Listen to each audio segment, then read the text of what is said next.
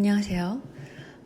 오늘은 제가 그 신부님이 정치에 깊숙이 관여된 한국 사회에 대해서 얘기를 해보려고 합니다. 제가 긴가민가 했기 때문에 이것을 다루고 싶어도 다루지 않았었어요, 그동안. 근데 자료가 확실한 게 나와서 제가 오늘 다루려고 합니다.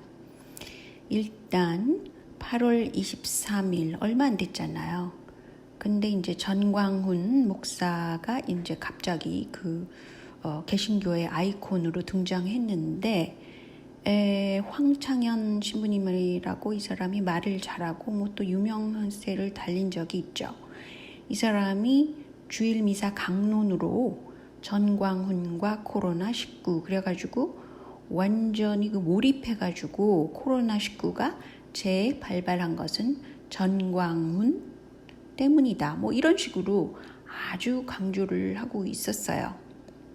그런데 제가 이상한 점을 여러 개 발견했는데, 이 황창현 신부는 누구랑 절친인가 하면은 수원교구 보좌 주교까지 서품된 문희종 신부와 굉장히 절친이라고 합니다. 그래서 왜 또 문씨일까? 왜 이 정부에는 문씨가 이렇게 많이 나타날까? 뭐 이런 거를 잠깐 생각을 했습니다. 아무튼 이분이 보좌 주교로 올라갔다는 거죠. 근데 이 문희종 이 사람과 황창현 신부와는 수원 카톨릭 대학 시절부터 절친이라고 그럽니다. 아주 오랫동안 둘이 절친이라는 소리죠. 근데 제가 왜 이것까지 생각을 하게 됐냐면요. 버닝썬이 사실은 사건이 굉장히 크고 교묘한데도 상당히 세간의 눈길에서 사라졌었어요. 근데 요새 다시 그 글들이 이 페이스북에 좀 보이는데, 이 버닝썬 사건을 제가 그 당시에도 모르고 그냥 슬쩍 지나갔는데 이제는 좀 알겠더라고요. 그러니까 버닝썬 사건은 왜 일어났냐면, 그냥 평범한 손님인 김상교라는 사람이 이 버닝썬 클럽에 들어와서 보안요원 이사들에게 집단 폭행을 당했는 사건입니다. 김상교라는 사람은 젊은 사람이에요. 제가 이제 일부러 얼굴을 가렸는데, 이때에 늑골이 부러지는 상해를 입고 경찰이 출동하게 됩니다. 그런데 이상하게도 경찰에게까지도 폭행을 당했다고 그래요. 그런데 이 사건은 양현석, 그러니까 YG, 또 승리, 조국까지 연관된 그런 사건입니다. 근데 이 김상교라는 사람이 누구를 만나게 되냐면요, 신부님을 만났다고 그래요. 근데 누구 이름을 모르더라고요, 이 사람이. 그러면서 이 신부가 계속 끌고 다니면서 어떤 그 일을 도모하게 됩니다. 뭐냐면, 신부가 주최한 비밀 모임에는 민정수석실 사람도 왔다고 그럽니다. 이거는 모두 이 김상교라는 사람이 말을 하면서 이제 글을 쓴 것을 제가 우연히 보게 된 거예요. 그런데 이 신부님이 뭐라 그랬냐? 프레임을 짓는데, 이거는 최순실 조카가 뭐 여기 관여돼 있었다고 그래요. 그 당시에. 그러니까 제2의 국정농단으로 몰아버리자, 이런 말을 했다고 그래요, 이 신부가. 그러면서 또 그 방송사 PD, 기자들 뭐 이런 사람들도 나열하면서 시민단체에서 온 사람이 그렇다, 제2의 국정농단을 기획하자, 뭐 이런 식으로 얘기를 했다고 그래요. 그래서 김상교 이 사람은 너무너무 실망을 했다고 그럽니다. 그런데 이제 김상교 씨가 뭐를 했냐면요, 자신을 폭행한 사람은 최순실 조카가 아니었다라고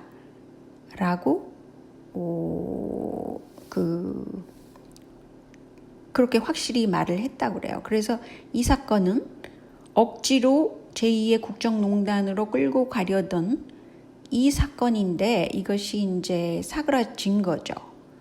근데 이 김상규 씨는 왜 이 버닝썬 사태에 대해서 흥분을 하고 그랬냐면 이게 중국이 개입한 사건이라고 이 사람은 보고 있어요. 너무 비도덕적이고 비윤리적이다. 그리고 이거는 조국과도 연관돼 있는데 그 이유는 그 당시 경찰청장이 등장을 하는데 그 사람이 이제 청와대 민정실에도 재직을 한 적이 있었다. 그런 게 이미 나타났잖아요. 그러니까 조국 사태랑 연관이 돼 있다. 버닝썬은. 근데 이제 이 김상교 씨는 대한민국 여성들이 지금 현재 그렇게 클럽에서 거의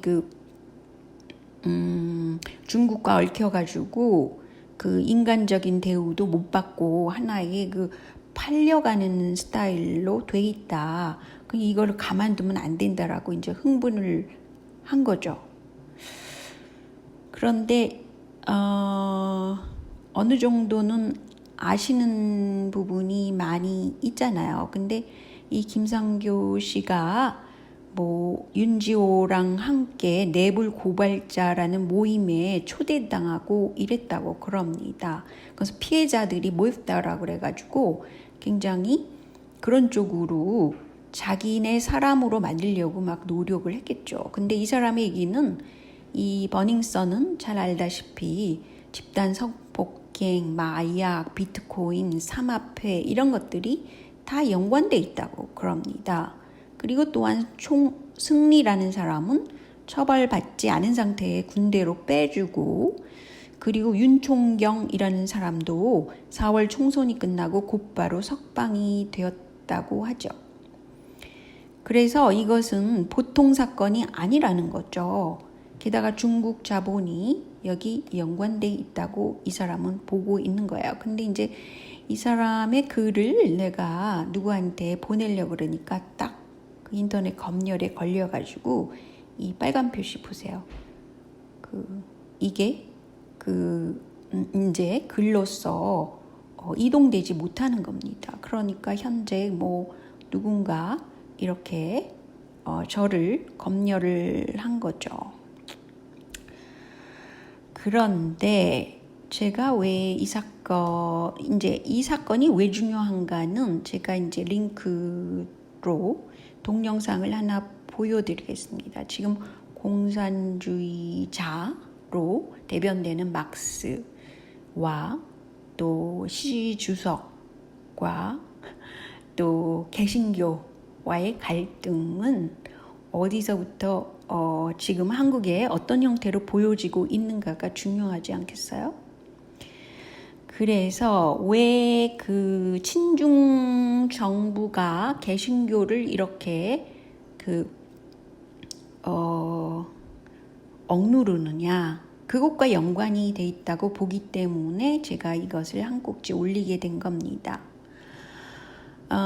그런데 여기서 알아두셔야 하는 것은 내 편, 네 편, 우리 편은 너희 편하고 달라 이런 게 아닙니다. 왜냐하면 이 사건을 얘기를 하면서 이 사람이 곽상도와 황교안 그런 사람도 그러니까 이 청와대와 뭔가 연결고리가 있다는 겁니다. 그러니까 이 정치인들이 겉으로만 네 편, 내 편 할 뿐이지 속으로는 다 연결고리가 있다는 것을 얘기를 했어요. 그래서 좀 이 점에서 너무 끔찍하다고 생각합니다.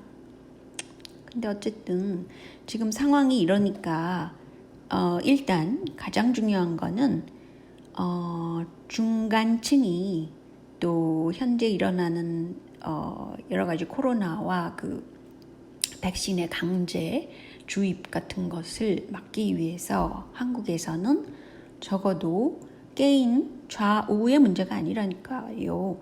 개인 사람들이 많아져서 너무 아이콘으로 몰고 가지 말고 좀 더 지혜롭게 이 난국을 헤쳐나가는 그런 플랜을 세워야 한다고 봅니다. 그런 의미에서 개천절 집회는 단순한 어떤 특정한 목사 때문에 일어난 것이 아니기를 바랍니다. 그 집회가. 그래서 좀 더 현 상황에 대해서 대처 능력을 가질 수 있는 집회가 되어야 된다고 봅니다. 그러니까 이 백신을 왜 반대하는가 이것을 널리 알리는 기회가 돼야 된다고 봐요. 왜냐하면 10월에는 백신을 투여하려고 하는 징조가 있고 지금 이제 사태가 조금 반발 시위가 많아지니까 지금 어떤 게 또 나오냐 백신 투여는 좀 더 늦게 하겠다라는 것들이 지금 해외 외신을 타고 또 나오고 있어요. 때문에 이번 개천절 열리는 집회는 상당히 잘 짜여지고 또 성과가 있는 그리고 포괄적인 건강을 위한 그런 집회가 되어야 된다고 봅니다. 자, 여기까지만요. 안녕히 계세요.